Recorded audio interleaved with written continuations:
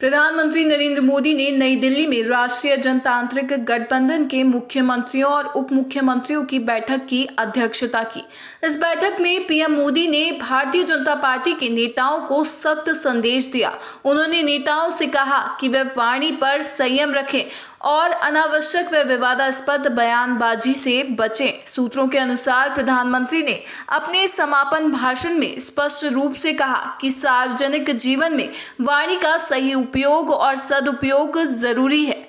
उन्होंने नेताओं को आगाह करते हुए कहा कि हर विषय पर टिप्पणी करना आवश्यक नहीं होता, क्योंकि इससे पार्टी को नुकसान हो सकता है। ये हिदायत हाल ही में विजय शाह और रामचंद्र जांगड़ा जैसे भाजपा नेताओं द्वारा दिए गए विवादित बयानों के बाद आई है, जिन पर विपक्ष ने तीखा हमला बोला है।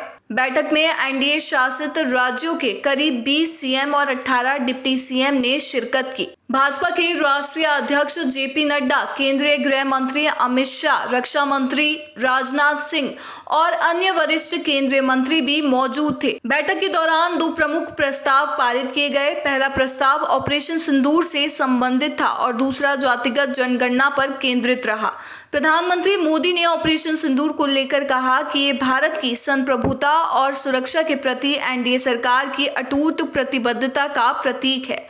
उन्होंने स्पष्ट किया कि सीज़फायर किसी अंतर्राष्ट्रीय दबाव में नहीं, बल्कि पाकिस्तान की पहल पर हुआ है। उन्होंने भाजपा कार्यकर्ताओं से आग्रह किया कि वे जनता के बीच जाकर इस तथ्य को साझा करें और बताएं कि भारत की कूटनीतिक सफलता का परिणाम है। जातिगत जनगणना को लेकर मोदी ने कहा कि इस निर्णय का उद्देश्य सिर्फ कल्याणकारी योजनाओं के प्रभावी कार्यान्वयन में सहायता करना है। उन्होंने कहा कि जाति की राजनीति करना हमारी नीति नहीं है, लेकिन यदि आंकड़ों के आधार पर योजनाएं ज्यादा प्रभावी बन सकती है तो इसमें कोई बुराई नहीं है।